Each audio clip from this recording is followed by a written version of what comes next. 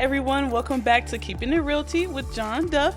Today I have a special guest. His name is Jayson Duff. Say Hello. hello. Hello, everyone. Thanks for having me, John. Thank you for coming. So I'm sure you guys already noticed like we have the same last name. So it's no secret. This is my amazing uncle, you guys. He's a super busy man, okay, and he took time out of his schedule to come help me, help you guys, and Absolutely. we're gonna talk about mortgages, right? Right on, right on. Yep. That's the tea for today. Yeah, that's the tea for today. So before that, what is your favorite tea? I love tea. You see, we got our setup. hmm So what's your favorite tea? I have a few of them. Obviously, iced tea. We are in the Can't South. forget about iced tea. Sweet, of course. But when I think about some of the health benefits of tea, uh, dandelion come to mind. Okay. Hibiscus tea come to Oh, mind. Also comes to mind. okay. And it's a balance of coffee in the morning with a busy schedule, and of course tea. So maybe every other day I'm drinking tea. Okay, that's awesome. Well, we don't have that today. It's all right. But yeah, that's right. It's all right. We're gonna get into the real tea. So I'll just pour a little of what we got Understood. going And on. what are we drinking today? Some chamomile. Chamomile. Okay. Yeah, not through dandelion or your hibiscus. Ooh, Okay. I dropped my phone. All right. Let's get Okay. it. So, all right, so let's get right into it. So, let us know. So, what is your role? What do you do? Who do you work for? How long have you been in that field? Just kind of give us that rundown. How'd you get Yeah, there? yeah.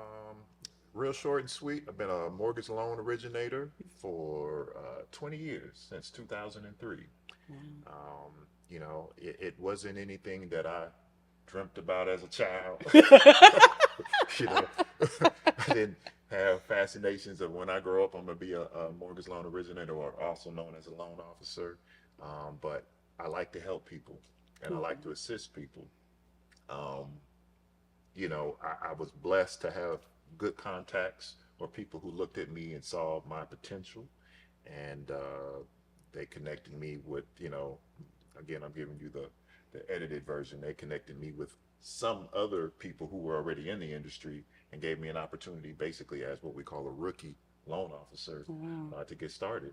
And fast forward 20 years later, I'm a senior mortgage loan originator with Ameris Bank. Awesome. And so, come on, we need the accolades. You're not just any. I see you in the commercials that they Oh have yeah, online. You're not just any regular yeah, mortgage loan officer. yeah. Well, I made a strong commitment to the company. Mhm. That's part of it. You gotta. I'm gonna keep it all relative. You gotta drink the tea, and I think I've done that with the bank. The vision, the presence, the commitment. It's all real, and that kind of coincides with my goals. So when I'm out assisting and selling and promoting Ameris, it's not just on the surface. It's resonated through the culture of the bank, and it makes it easier for me to do my job authentically.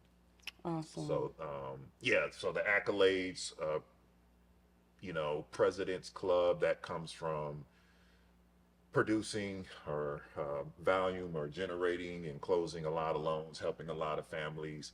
And at the end of the fiscal year, they look at it and say, hey, look, you did enough to make the President's Club. Cool. And so they, send you all kind of nice goodies and rewards. And I just like to share that with my family because as a family member, you all make that sacrifice with me because you don't see me, or when you do see me, I'm always working, or I'm missing out on the fun times. It's not just because I'm at home watching basketball. Yeah. It's making a commitment to the job.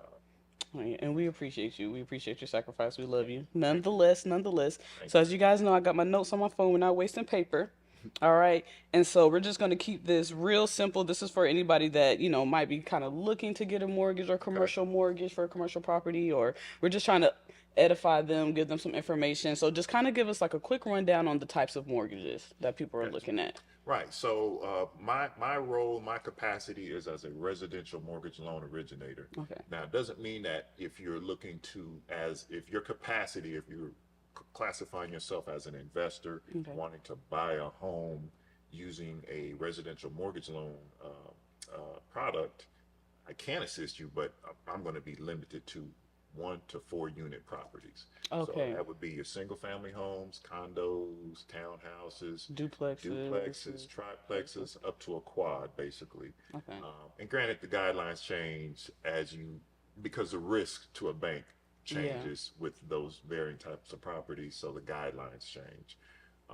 But that's my capacity. If someone said, "Hey, look, I'm, John Duff LLC, and I want to put my residential home purchase in my company name," then I have to refer you to a commercial lender within the bank. Okay. Okay, because Yeah, I'm coming in as an LLC. correct, Okay, correct. yeah, Yeah, that's something a lot of people might not know. right. So you have to distinguish yourself when you're out here looking at homes. You have to figure out as a home buyer, even for your first investment property or your first home, okay, I'm going to do this in my name, meaning my social security number.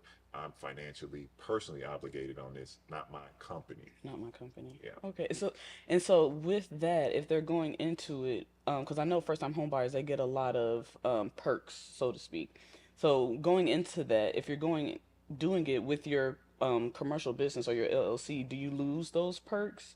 Yes, Or yes, okay, yep, that's correct. And that's a relative term, and we can talk some more about yeah, that.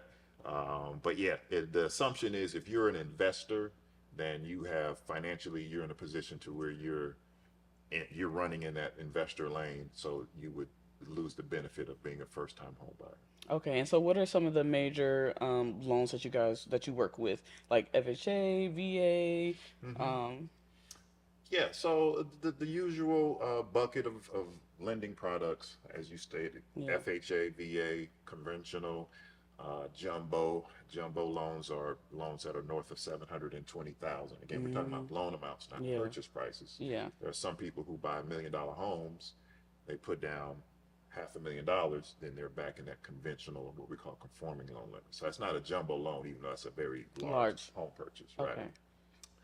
USDA for people who are looking here in Atlanta and a lot of metropolitan areas, the population growth has kind of expanded, right? Yes. So So when much. you look at areas that we used to consider rural, like a Covington or even a Coweta County, like a Noonan, 10 years ago, now those USDA eligible areas have pushed out even further because those census tracts have grown. So Yeah. USDA is small pockets, but usually outside of the metropolitan area of Atlanta. Um, and then there's the construction of perm. Okay. That's a nice product, and it's gained some popularity since the pandemic. People who are repeat home buyers going out, they're not seeing what they want from the big box Builders. Yeah. builders. So they'll say, well, I'm gonna go find some land and build my own home the way I want it, right? Yep. You And see that a lot. that's where the construction perm loan program has kind of gained some traction here recently. Okay. And so I know that so this is all considered kind of the primary mortgage market, right? But there's also a secondary mortgage market that I feel like a lot of people don't really know about. So that's kind of where we see um somebody like yourself originates a loan, help somebody get into their, dream home and things of that nature, and then that loan is sold on the secondary mortgage market.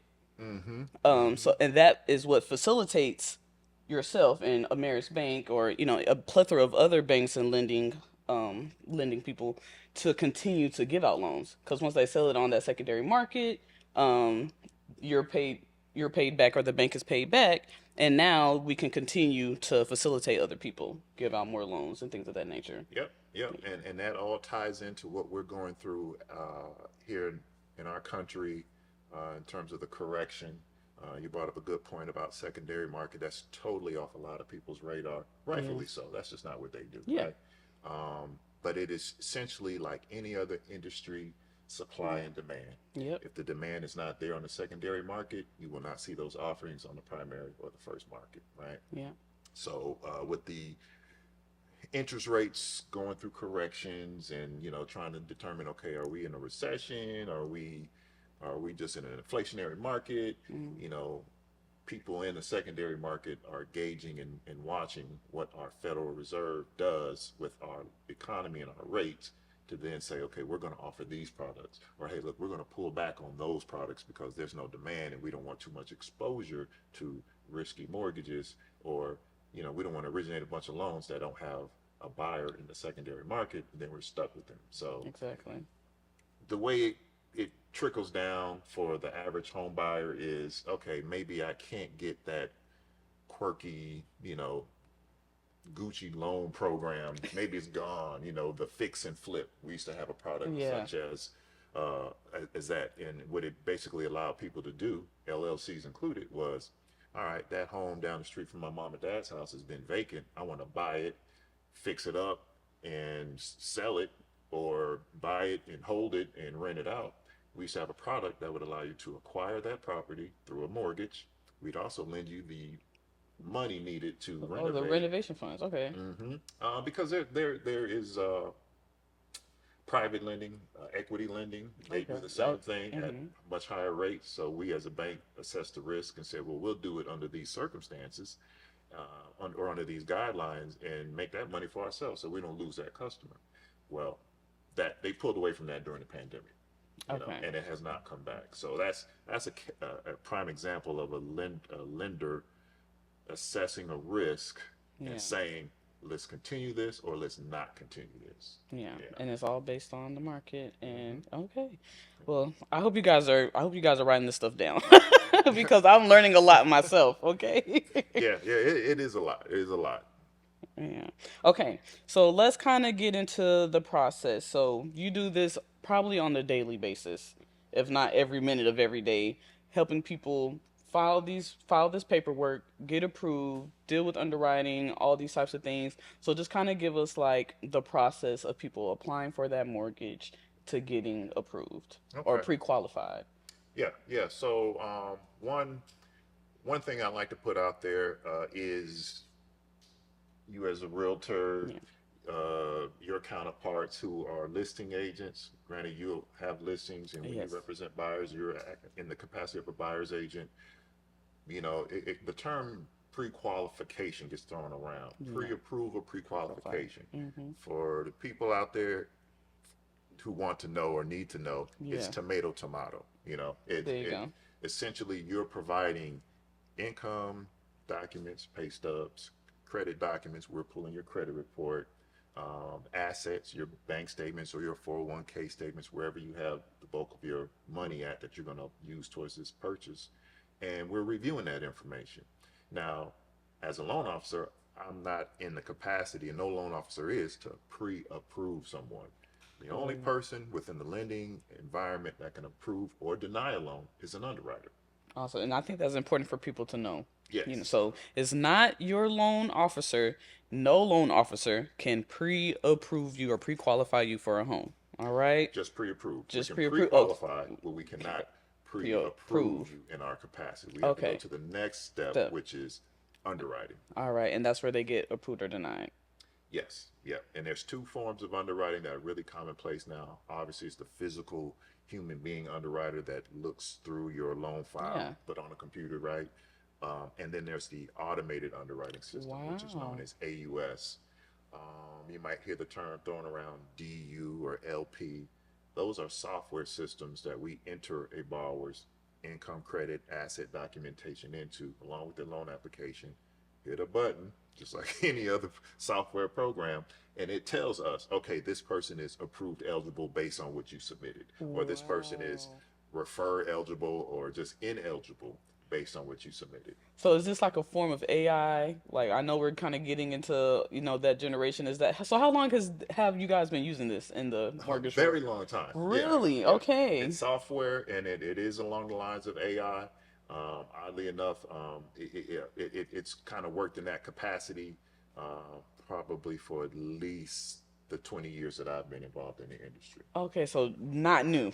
Not Just at all. new to us. Right, right. And it's software, so it's always updated. It's Always always updated. updated. Yep, Okay. just like our phones, you may have the latest iPhone, but you're always getting updates which make Yeah. it more nimble or user friendly, or more diverse in terms of the what it can do. And the underwriting software is updated for all the changes that then come down. You have Wow. self-employed people who where the tax laws change, so the way you report your income on your tax returns, as tax laws change, income changes, the AUS automated underwriting system updates and changes. Okay, Yeah, that makes sense. yeah. All right, I get it. Okay, and so are there any other pivotal players when it comes to underwriting? So, of course, your mortgage loan officer, the underwriter, anyone else that's pretty pivotal in that process? Definitely. We have appraisers. Those are the individuals who come out and you're buying a home for 400,000 and you agree to that price and that's the seller's asking price. We as a lender want to know that the money that we're lending you is, or the collateral is worth the money that That we're we're lending lending. you. So we'll send out an appraiser who will come out to the home. They're not home inspectors. So they're looking at the actual subject property and they're looking at the comparables or what we call Around. comps Yep. around there to see what's sold, and they'll also consider listings, but the meat of what determines your value is going to be the comparable homes that have sold Yep. in that general location. And they'll go on average about 1 square mile radius. They have to go out further than that. They have the, within their guidelines and requirements to do that as well. Okay. Yeah, so Awesome. that's a key point. Now, if the home doesn't appraise, you're back to the drawing board as a buyer, and then everybody gets kind of in a tight about it, but it doesn't mean that the loan can't go through. It's just that the emphasis goes back, or the data goes back to the seller to say, okay, we don't see where you have a comps Support this to price. certify your value. Yeah, Yeah. show us what you use, and that's called a dispute resolution process, and that's something that we do at the bank to give further consideration. But haven't seen that a lot lately, unless something was totally skewed in terms of the asking price. Okay. And still, even with the appraisal, basically what that's saying is what the bank is willing to loan. So technically, if somebody still wanted to purchase the property, they would just have to come out of their own pockets. Yes, come out of the pocket for the difference. Yeah. Some people, they feel that passionate, they like a house that much, and then again, we're in an inflationary market, so home values kind of continue to rise. Hmm. Pay now, and optimistically know that your home will eventually meet that value, but it just, we're not seeing it on paper right now. So you're right, they can't pay the difference. Okay. Okay. And so okay, no, I had a really good question What you for got? you. Oh, what is the average mortgage right now? Like on average, what are you seeing like as far as people's mortgages, what they're paying every month in Atlanta, Metro Atlanta as well? What's the average? That's a great question. Because again, you got the varying loan types. You have some people putting down a boatload of money Money. because they've sold a home, and it's culture shock for anybody who is maybe bought a home over 3, 4, 5 years ago to now come into the 2023 market and have to pay, you know, almost double what It's you paid steep. previously. Right, right. So, there was a time probably earlier this year, into last year, I worked with builders and they were trying to figure out how to continue their capture rates. And that number, that pivotal number was $3,000 a month. Oof. And that was just when home prices were, average median home price was high fours, not even in the fives, right? Not even at the Wow. $500,000 mark. Now we've eclipsed that, or we've passed that. So right now, if you're out here looking, say, at new construction or even in some established resale communities, and you're spending or you're budgeting for a 450 to $550,000, that's a big window. But Hmm. that range, I would say 3,000 to about 3,500 a month, with Okay. principal, interest, tax, and insurance, which makes up the full payment. Okay, gotcha, gotcha. Okay, and so would it be safe to say that under that, because we still, of course, have people buying homes like 150s to like high threes, Yeah, where we're not necessarily cutting it in half, but maybe like in the 2 grand area, yeah, or yeah, and that's that's good because this market is lacking affordability. So if those opportunities still exist, that's great. One thing that's changed but isn't constant is rates are higher now. We're dealing with rates anywhere on average from high fives to the sixth percentile. wow, I prescribe to a couple newsletters, and they say some lenders, the average across the country right now is about 6.875. Now that's factoring mortgage lending origination from California to New York down to Florida, but here in Georgia or in the Atlanta market, I'm seeing rates fluctuate anywhere from the high fives to the mid sixes. Wow. And so, do you think that has anything to do with our population growth over the last couple of years? Hmm. I mean, I think it has more to do with just the correction. People are spending money. Yeah. There are so many entrepreneurs, young people such Yeah. as yourself, Yeah. who now are saying, I don't want to work at the factory, or I don't want to work I don't want to work for, for Amazon. right, I don't, that part. I don't want to work for Starbucks. Yeah, yeah, I don't want to work for Kroger. I don't want to work for Home Depot. I don't want to, and these are our Fortune 500 companies locally here, Delta, you Yeah. know, and they're going out doing the entrepreneurial thing, which I'm not knocking, but they're making so much money and they're still spending money, which does not help with inflation. So there's still a Yeah. lot of money being injected Into into the our economy. economy, and the Federal Reserve chiefs are looking at that like, wow, we're ratcheting up our Fed's funds rate, but people are still out here buying cars, buying houses, taking trips, spending money, but left and right. Flights, not feelings. Yeah, I get it though. You only live once. You got to get out here and live life. And like I say, it's empowering to be out. To be from underneath corporate America. Your grandfather, his siblings, and even some of my older associates. They come from a time when it was education and it was corporate America. Yeah. I think that dynamic is changing, and that's a good thing. And even on, and I'm not a record person. Your father could probably speak more to that than I can. But the way the artists that we listen to are paid now, they don't need record labels, right? Yeah. They Not at don't they all. don't need those huge record label contracts. They can put something on the internet, or they can, Mm-hmm. you know, stream it and sell records and make money and get residuals from that, and that's empowering. And they take their money and they do what they do with it, Yeah. right? Come So to Atlanta. yeah, spend all your money out here on the Yeah. weekend in Atlanta. Spend your Um, money somewhere else. but that's Please. that's something that I see changing. Yeah. And I'm not saying that that's the culprit, but again, our Federal Reserve is here to counter inflation, and prices will continue to go up as long as there is a demand. Yeah. And that's why we're seeing higher rates now.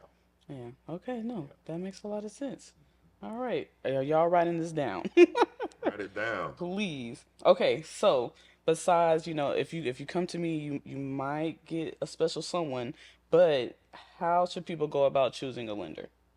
Great question. Great question. Like I said, for me, my drive, my motivation that got me into this was helping people. So if I'm a first-time home buyer, I want to find a loan officer who's just not going to be transactional. Hey, okay, how much do you need? What is your credit score?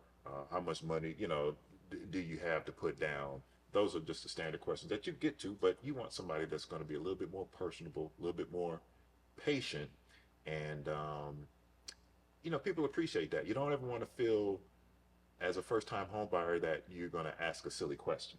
Yeah. And as a loan officer, you never want to set the expectation or the tone of, don't ask me that, or you should have Already asked me. know that. Right, Yeah. correct. You're right. So, and I even have multiple repeat buyers who have owned investment properties, and they ask me questions that I, in my mind, I say, well, you should already know that because you bought homes and you own homes. But I don't make people feel insulted about their questions. And Yeah. as a home buyer, you want to find a loan officer that represents a bank that will again treat you as an individual and Hmm. not like the last customer or just another applicant. I think that's the key thing. And then, of course, you can kind of go from there. Once you have someone that's easy to talk to and accessible, right? Kind of go from there. So what questions should they ask to kind of find out this information, to find out if they have someone that's super personable or certain things that they can say or anything like that, maybe? Advice on Um, that? I would say just be transparent. Share what your goals are as far as your home purchase, what your budget is. Don't be insulted if your budget is only $1,000 a month to allocate towards housing or a mortgage. Then start with that, and then you will be pre-qualified by myself or someone else, and we'll tell you, okay, if your budget for principal, interest, tax, and insurance is $1,000 a month, then you're looking at a home of this This size, value. right? Yeah. And then you let it go. What you don't do as a loan officer or someone in this industry, say, oh, you're not going to find anything out there. You're wasting my time and your time. Yeah. Because I And wouldn't we want have people anybody. out there like that, though. Yeah. But you got to crawl before you can walk. If your budget is 1,000, okay, then that's what we work with. Yeah. Yeah. Or if you have credit challenges, don't be afraid. Don't be timid.